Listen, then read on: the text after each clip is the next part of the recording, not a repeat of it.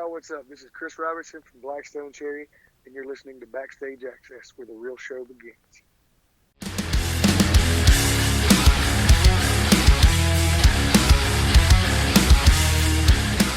Hi, this is Gus Grussinger here with Backstage Access. We're here with Chris Robertson of Blackstone Cherry. The band will be releasing a seventh studio album titled The Human Condition on October 30th via Mascot Records. So I have to ask, did the band take a different approach to writing this record than, say, the last two, Family Tree in Kentucky? I wouldn't say we took a different approach to writing. Maybe a different mindset, but the approach was the same. We've always tackled our songs the same way as far as how we write them. But I think with the new record, if anything, we were just wanting to be a little heavier, a little more aggressive. Yeah, definitely. The album has a lot of great riffs and great melodies, and actually the opening track, the opening lyrics, people, people, your attention please, I need to tell you about a new disease, from the opening song ringing in my head. The song was written 4 years ago, but really captures the hysteria around the current COVID-19 outbreak, and it's very poignant now. So I want to talk to you about this track, and was it, purposely put as the first track due to what's going on now? Oh yeah, I mean, we wrote the song, like you said, 3 or 4 years ago. And the first verse, the chorus, everything was written, but we didn't have, the song just wasn't done.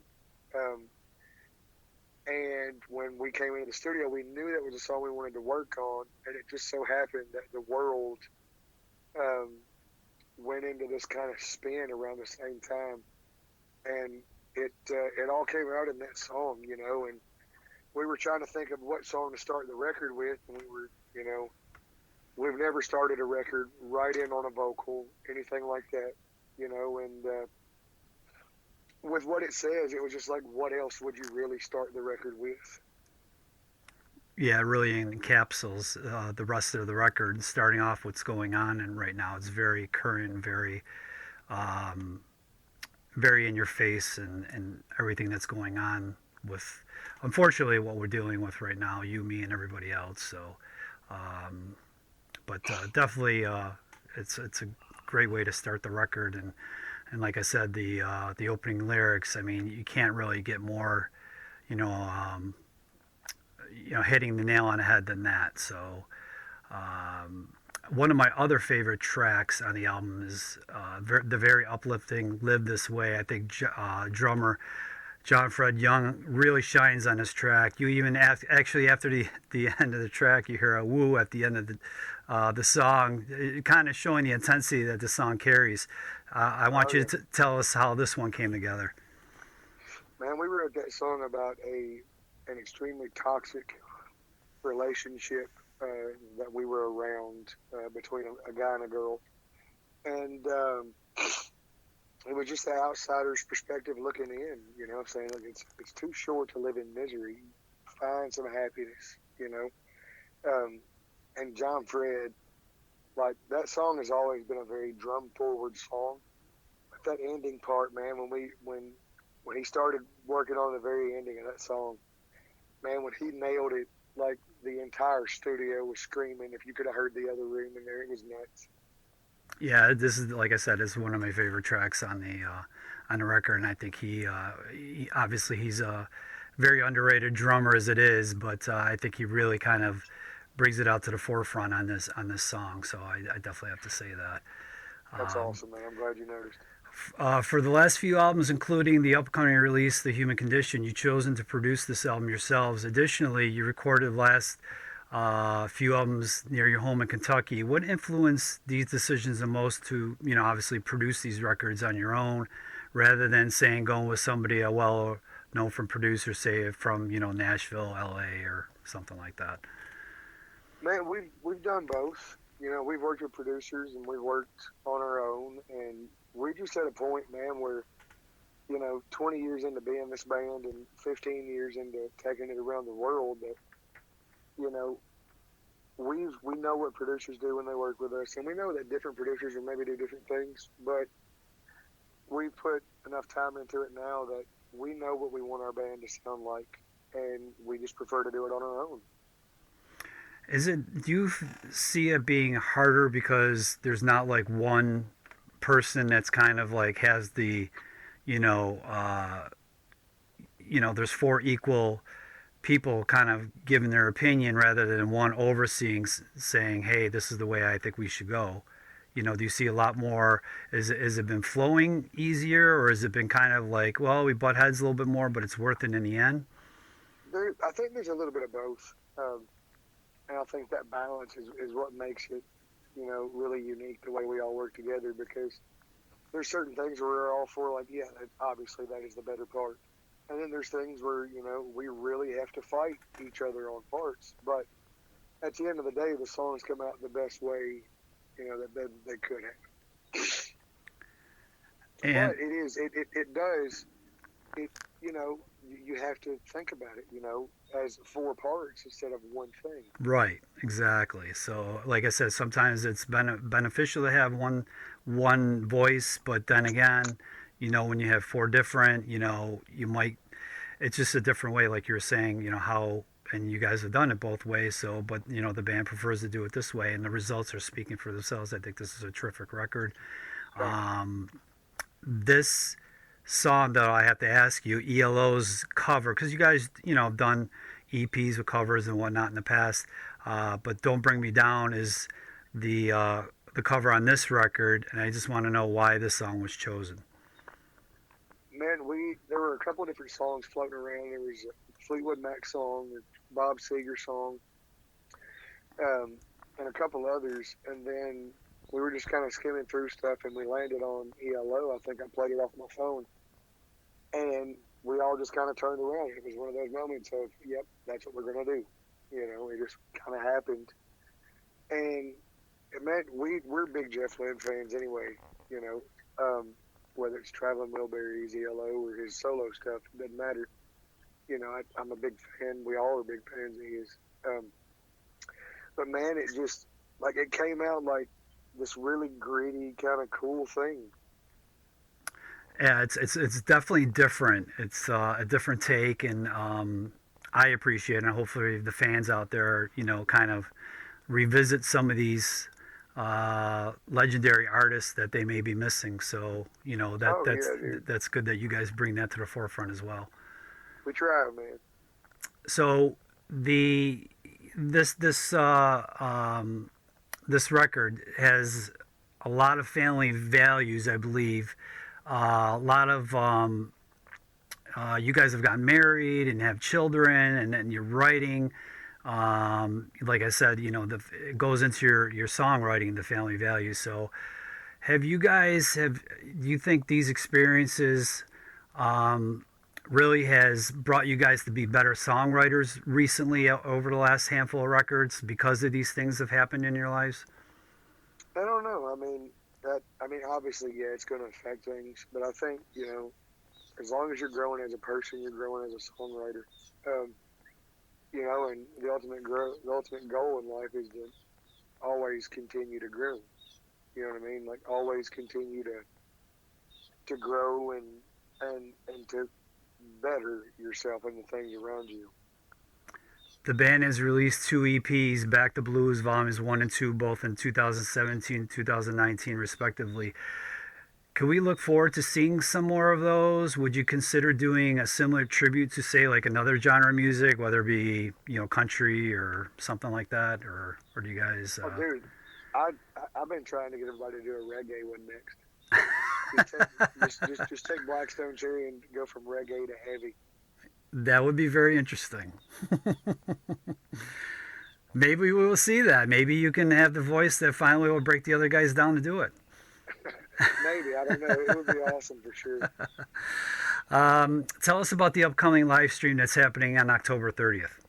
Yeah, man. Live from the Sky. It's a broadcast concert event. We actually filmed the show a couple days ago. And, man, it was intense. We hadn't played together in a long time, and we went in the day before for a rehearsal.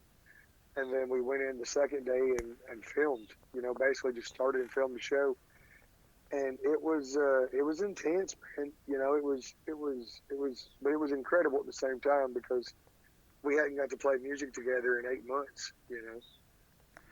How was that dealing with? Did you guys have? Were you allowed to have anybody in the audience, or was it pretty much the band and just the crew? No, I was band and crew only, man. How was that? So we had to. It was different, you know. We had to set it up unique, but it's got this really cool, intimate vibe about it, man. At least it did that day. You know, I hope it transpires on the camera and everything. But it's there's a very intimate vibe about the whole thing, and it was kind of cool playing to each other, you know. Um, Something different than we normally do, you know. 'Cause we're used to playing to a crowd. Yeah, and that's these bands starting to do these live streams, which is great because everybody's so missing live music. But the bands they're doing this for the first time or just starting to do this, and they're seeing that they're not getting that rush from the live audience. It's good to kind of get a feedback of like really how did it go, and you're saying actually you guys pretty much fed off each other, which is great as well. Yeah, man. I mean, and I think a big thing of that was the fact that we hadn't played together in so long that we were so excited just to get to play music with each other that for that first one, that the crowd not being there was like not even really a thing, you know. Bless you. When you're used to, thank you, sir. When you're used to playing live concerts, the crowd is a huge part of that, and that was looming over my head the entire day, all the drive down. I was like, how in the hell am I going to do this? And, it's going to be awkward. And the minute we started the first song, man, it was just like, okay, here we go. It's just the four of us in a room playing our songs. And it was the coolest thing, man. Especially like you said, for somebody who loves to do this and perform and not being able to for so long, and then finally getting out there to do it. So I'm glad that you guys were able to do that. Thank you. So in addition to that show that that's happening on October 30th, you guys actually have a couple gigs coming up. I don't know if they're still going to happen. October 23rd at Beaver Creek in Glasgow, Kentucky, and then November 6th at Riverfront Live in Cincinnati. Can you tell us if these shows are happening or what's going on with them? As of right now, weather permitting, the one in Glasgow is a go, and so is Cincinnati. They are socially distant shows. The one in Glasgow is. I think the one at Riverfront is a drive-in. The one at Glasgow is a socially distant show where everyone has a temperature check and has to wear masks. And they sold pod sections basically for 6 people in each pod. That are distanced out properly and everything. So, we're looking forward to it, man. Everything has been cleared by all, the city and everything, and it's good to go. So we're looking forward to it. With 7 studio albums, do you find it increasingly difficult to come up with a set list when you guys go on tour? Do you guys like to keep it fresh and try a lot of new songs, or do you try to mix in, the old favorites with the new ones? I mean, how do you guys balance the set list, especially with a new record coming out? We try to play a little bit of everything. A lot of times when a new record comes out, we'll end up putting in a bunch of stuff off the new record, or trying to at least. Right. But, then there's also the songs that were on other records that people expect us to play, when they buy a ticket to a show. That when we don't play that song that night, we get messages about it nonstop. But man, it gets hard when we're doing like an opening set. When we're playing a 40 or 45 minute set. But right. As long as we're doing an hour or so, we can kind of encompass the whole catalog. I have to ask. Every band has been dealing with COVID differently, and some of my interviews I've been asking, and I'm going to ask you this too: is the downtime giving you time to, like, say, pick up a new hobby, take anything, or learn like how to cook, or do painting, or take on a new activity? Like, how did you spend a lot of your time during, especially at the beginning of the COVID pandemic, I should say? I have spent time with my dad, my son, and my wife. I mean, I do photography and stuff on the side, and I work with bands out of a studio here around home, and artists on the side as well. Um, and I truly love doing all that stuff, and I've had some time to do a little bit of that this year.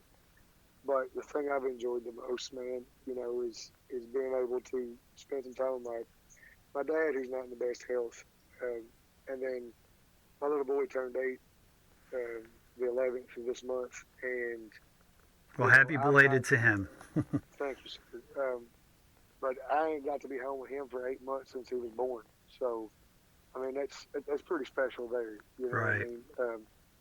And it was weird though, man. Because the only reason I got to spend that time was because of a pandemic, and like you feel guilty, man, for being happy about being home because of the situation, But at the same time, you got in a situation like the world's in, you got to find your happiness where you can find it. And for me, it's being able to be home and see my family more than I've been able to in the last 15 years. So enjoying family time, which is always obviously what we all love to do. So good that you were able to do that and spend time with your dad as well. Um, Sure. in recent years, your drum tech, Jeffrey Boggs, I believe, has joined you on stage as a percussionist. Have you ever considered expanding the band beyond a four-piece, maybe adding him as a permanent percussionist, or adding, say, like a keyboard organ person or something like that, or is it We just have, yeah, and we have toured that way in the past. But essentially, man, at the core of it, Blackstone Cherry is the four of us, and anything else we add is just additive. Um, it's not detrimental to anything. I love when Jeff comes up and jams with us on the songs. It's because we get to experiment and have fun and stuff. And then we had an incredible um, organ player named Yates McKendry come out with us um, for the family tree tour, because a lot of those songs really benefited from that. But I think now where we're at now is Jeff comes out and jams with us on the stuff where the congas are needed, or tambourine or whatever, because we don't run any kind of tracks or anything like that. There's no backing tracks. Um, it's what you hear comes off the stage from us. Um, so the songs that need tambourine or congas or whatever, Jeff will come up. But everything else, man, we'll just do it, or we'll get one of the other crew guys to come out and play an acoustic guitar for a song if we have to or something. So, well, it sounds like you're a little under the weather, so I do appreciate, in No, Backstage you're all Access, good, man. we appreciate you taking the time to talk to us. So, but I have to ask you this because, the biggest thing that's happened in music over the last couple of weeks is the passing of, a guitar legend and somebody that we all looked up to was Eddie Van Halen. And I couldn't go away without asking you, your thoughts on Eddie Van Halen. Have you or either Ben, the other guitar player that is in Blackstone Cherry, have you guys ever crossed paths with Eddie or any connection with Eddie Van Halen at all? Man, never got to meet him, and I unfortunately never got to see him play live.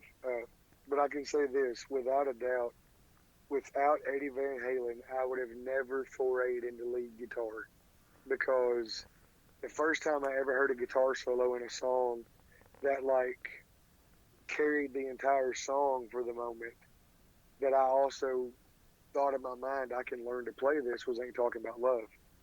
Um, and it was just his choice of melody, and man, you got a guy that would play Eruption, a few tracks earlier on a record, and then have that much restraint just to suit the song.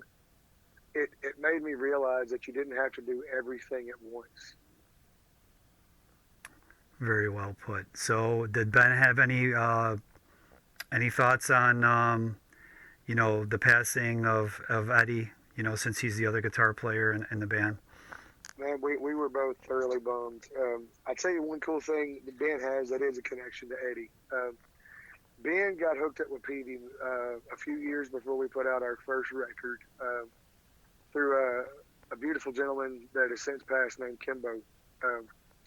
And Kimbo sold Ben an amp that he would use for Eddie to play through when Eddie would go around and do clinics when Eddie was with Petey. So Ben has an original PV 5150 that was modded specifically for Eddie for clinics, and that's actually the amp that he used on the record, on our very first record, our second record, and the human condition as well. Wow. Now that's cool. That's a good story. Man. I mean, Um, that amp is amazing. Like it's just got a thing about it. well, I think anything Eddie touched turned to gold, and Oh yeah. it's obviously it's come through a little bit. You can kind of hear it a little bit in the sound and the guitar riffs on this record. And I want Oh, to big. tell everybody to check out the Human Condition that's coming out on October 30th via Mascot Records. And obviously, what we talked about on October 30th, you guys have this live stream, which we will be posting information where to get tickets and the That's bundles that you guys will be having as well, a part of this live stream net, live from the sky. yes, sir. Thank you so much. Thank you, Chris, for taking the time to talk to us today. Yes, sir. I appreciate it. Good luck with the new record, and we hope to see you out on the road sooner than later. Absolutely, man. Thank you so much for taking the time. Have a good day. Every time we die, we come back to life. I'll see you